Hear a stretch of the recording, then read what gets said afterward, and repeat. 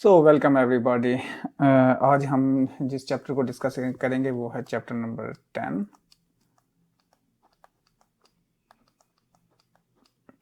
ये FSc part 1 की book है और हम इसका टॉपिक जो डिस्कस करेंगे वो है 10.1 एंड उसका टाइटल है least distance of distinct vision. Least distance of distinct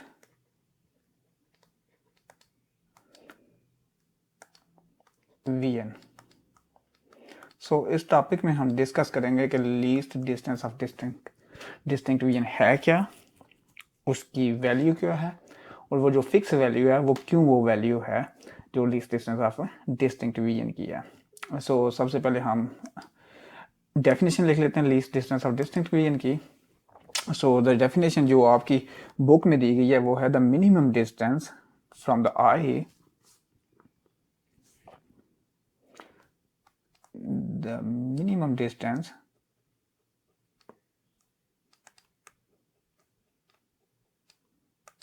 from an eye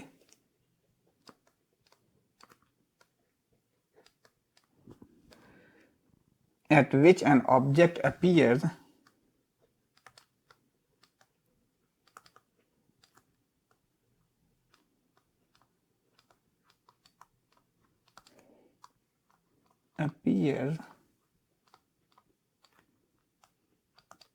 to be distinct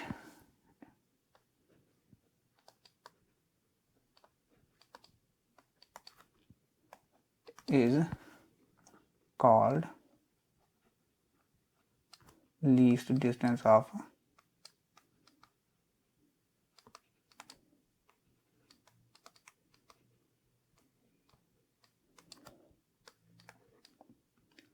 distinct VN।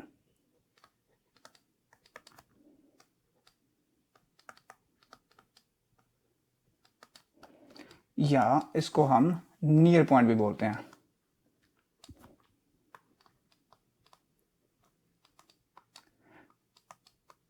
यानी कि वो कम से कम फासला हमारी इंसानी आंख से, वो कम से कम फासला जहाँ पे हमें ऑब्जेक्ट को, हम किसी भी चीज़ को रखें और हम उसको क्लियरली देख सकते हैं, उसको कहते हैं least distance of distinct vision. So इंसानी आंख जनरली हो कैसे काम करती है,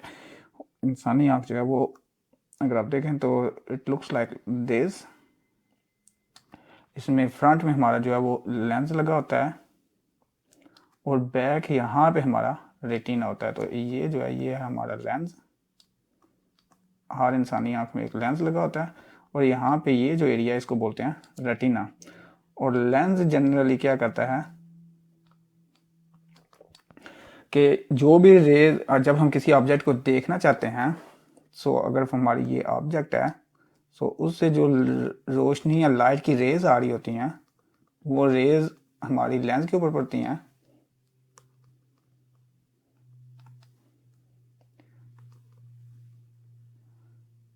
और ये लेंस उन रेज को रेटिना के ऊपर फोकस करता है।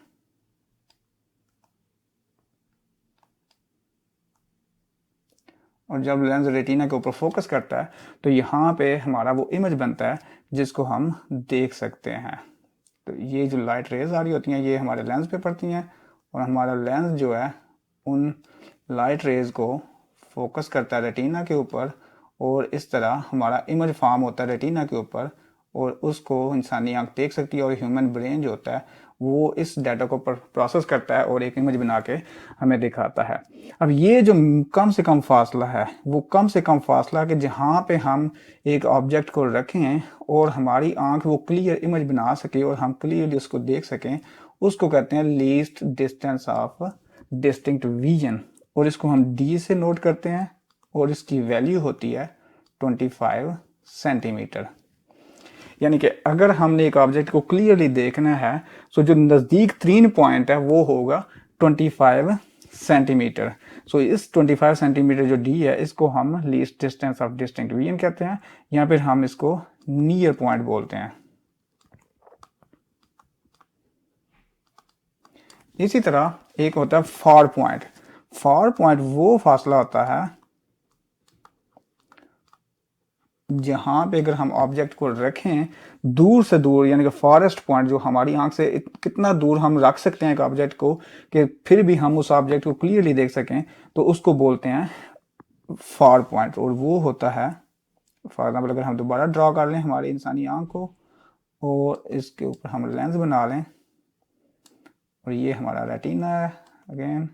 बैक सरफेस रेटिना की, और अगर वो डिस्टेंस फारेस्ट पॉइंट या दूर से दूर वो पॉइंट जहाँ पे हम एक ऑब्जेक्ट को रखें और फिर भी हमारी आंख जो है उसको क्लियरली देख सके, उसको हम कहते हैं फार पॉइंट। सो इस केस में अगर हमारे ये ऑब्जेक्ट हमने फार पॉइंट पे रखी हुई है और इसकी रेज जो है वो हमारे लेंस के ऊपर पड़ रही हैं, तो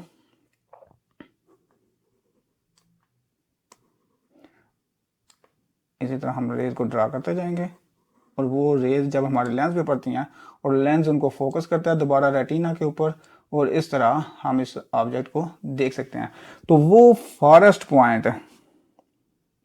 दूर से दूर पॉइंट जिस पे हम ऑब्जेक्ट को रखें तो हमारी ऑब्जेक्ट स्टिल, हमारी आंख उस ऑब्जेक्ट को देख सके, उसको हम कहते हैं फार पॉइंट। और ये पॉइंट होता है इन्फिनिटी, इसको जो डी है वो होगा इन्फिनिटी सेंटीमीटर फॉरेस्ट पॉइंट। इसलिए अगर आप देखें कि रात के वक्त जब हम बाहर निकल के सितारों को देखते हैं तो सितारे हमसे बहुत ज़्यादा फासले पे, नियरली इन्फिनिटी डिस्टेंस पे होते हैं, लेकिन हमारी आंख फिर भी उनको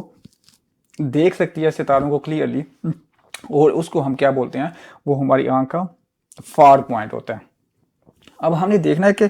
क्यों हम दूर वाली जो ऑब्जेक्ट है उसको भी देख सकते हैं क्लियरली, और 25 सेंटीमीटर पे जो ऑब्जेक्ट है उसको भी देख सकते हैं, लेकिन अगर एक ऑब्जेक्ट 25 सेंटीमीटर से लेस डिस्टेंस पे हो, फॉर एग्जांपल अगर हमारी ऑब्जेक्ट यहाँ पे पड़ी हुई है,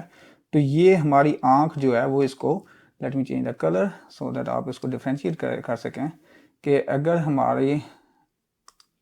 ऑब्जेक्ट जो है, इसका कलर चेंज कर देते हैं, हम देखते हैं कि अगर हमारी ऑब्जेक्ट जो है वो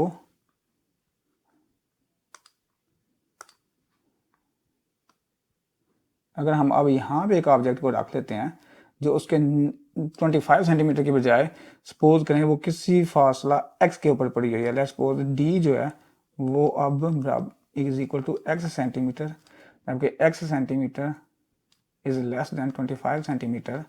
तो इस केस में क्या होगा कि हम ऑब्जेक्ट को क्लियरली नहीं देख सकेंगे, बल्कि हमें एक ब्लर्ड सा इमेज नजर आएगा। ये आप एक्सपेरिमेंट खुद भी कर सकते हैं कि अगर आप एक चीज़ को अपनी आंख के सामने, एक आंख को बंद करें और दूसरी आंख के सामने एक चीज़ को रखें 25 सेंटीमीटर पे, तो आप उस चीज़ को क्लियरली देख सकेंगे। लेकिन अगर आप उसको मज़ीद 25 सेंटीमीटर की बजाय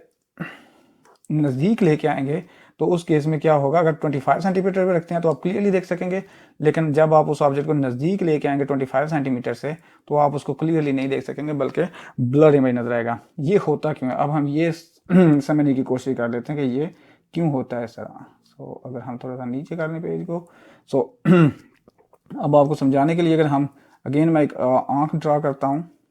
सो लेट मी, चलें अब अगेन मैं कलर चेंज कर देता हूँ इसका।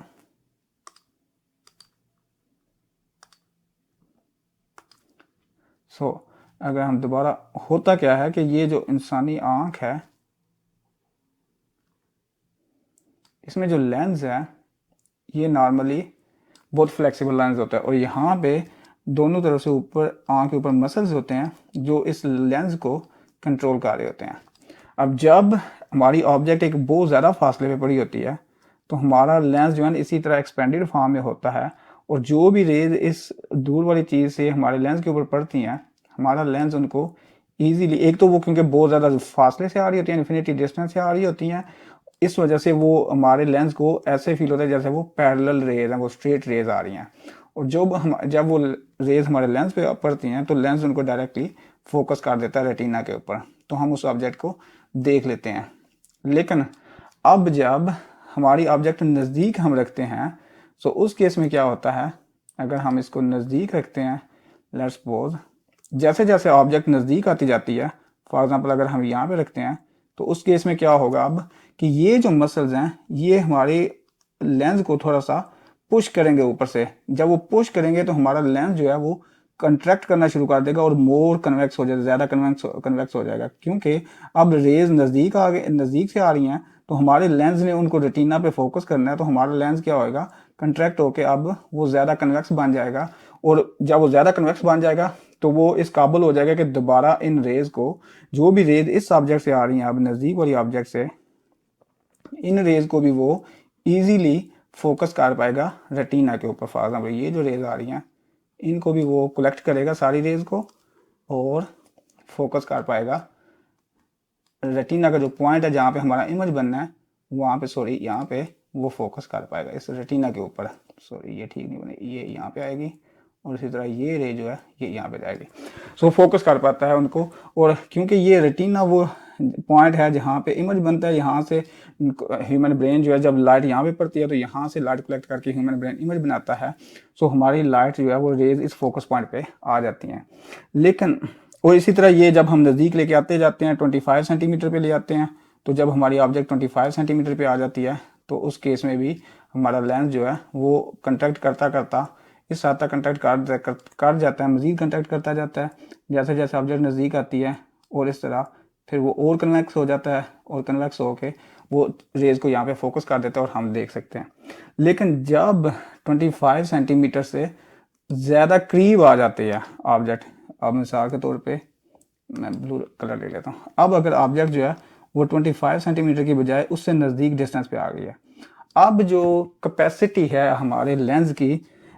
फर्दर कंट्रैक्ट करने की और फर्दर कन्वेक्स होने की वो ख़त्म हो जाती है। अब ये मसल जो हैं वो मज़ीद हमारे लेंस को पुश नहीं कर पाते कि ये मज़ीद कन्वेक्स हो सके। जब वो मज़ीद उसको कन्वेक्स नहीं कर पाते तो उसका नतीजा क्या निकलता है कि जितनी ऑब्जेक्ट नज़दीक आती जाती है उससे जो आने वाली रेज हैं, जो लाइट रेज उससे आ रही हैं, वो रेटिना पे फोकस होने की बजाय वो उनका फोकस जो है वो रेटिना के पीछे चला जाता है यहाँ पे। सो इसी तरह जो ये रेज यहाँ पे आएगी वो भी यहाँ पे फोकस होएगी, और इसी तरह जो रेज यहाँ से आ रही हैं वो भी यहाँ पे फोकस होगी। अब क्योंकि वो रेटिना से पीछे चले गए हैं, जैसे मैंने ऊपर बताया था कि हमारा ये जो सरफेस है ये रेटिना है, अब क्योंकि वो रेटिना से पीछे फोकस कर रही है, रेटिना के ऊपर फोकस नहीं कर पा रही, इसलिए हम उस ऑब्जेक्ट को नहीं देख सकेंगे या क्लियरली नहीं देख सकेंगे। क्योंकि इनिशियली जैसे जैसे वो करीब, आप अगर देखें जो यहाँ से ऑब्जेक्ट आएगी जो थोड़ी करीब होगी वो यहाँ पे फोकस करेगी, तो जब वो करीब होगी तो स्टिल हम उसको कुछ देख सकेंगे। इसी तरह जब मज़ीद करीब आएगी तो वो थोड़ा सा रेटिना से दूर हटेगी तो स्टिल हम उसको कुछ ना कुछ उसका ब्लर सा इमेज देख सकेंगे। लेकिन जैसे जैसे वो नज़दीक आती जाएगी तो हम उस ऑब्जेक्ट को बिल्कुल भी क्लियरली नहीं देख सकेंगे। उसकी वजह क्या है कि अब जितनी भी रेज इस ऑब्जेक्ट से आ रही हैं वो सारी की सारी रेटिना के पीछे फोकस हो रही हैं, और ह्यूमन ब्रेन इस डाटा को कलेक्ट करके इमेज नहीं बना सकता। ह्यूमन ब्रेन सिर्फ उस डाटा को कलेक्ट करके इमेज बना सकता है जो रेटिना के ऊपर फोकस हो रही हैं। सो ये वजह है जिसकी वजह से हम 25 सेंटीमीटर से कम डिस्टेंस पे अगर ऑब्जेक्ट हो तो उसको हम क्लियरली नहीं देख सकते। लेकिन 25 सेंटीमीटर से दूर अगर ऑब्जेक्ट हो, 25 सेंटीमीटर पे हो या उससे दूर इन्फिनिटी डिस्टेंस पे हो, जो कि फॉर एग्जांपल ये इन्फिनिटी डिस्टेंस है, तो इसको हमारी आंखें जो है वो आंख की मदद से हम क्लियरली ऑब्जेक्ट को देख सकते हैं। जैसे हम सितारों को देख सकते हैं, चांद को देख सकते हैं, जो तकरीबन हमारी आंख के लिहाज से एक इन्फिनिटी डिस्टेंस पे हैं। सो ये है आपका आज का topic, least distance of distinct vision. अगर आपको ये टॉपिक समझ आ गया है और आपको मेरा चैनल पसंद आया तो प्लीज़ इसको वीडियो को लाइक करें और चैनल को सब्सक्राइब करें ताकि मैं मज़ीद आपके लिए इस तरह की वीडियोस बना सकूं और आपको मज़ीद टॉपिक जो हैं वो समझा सकूं। बहुत बहुत शुक्रिया।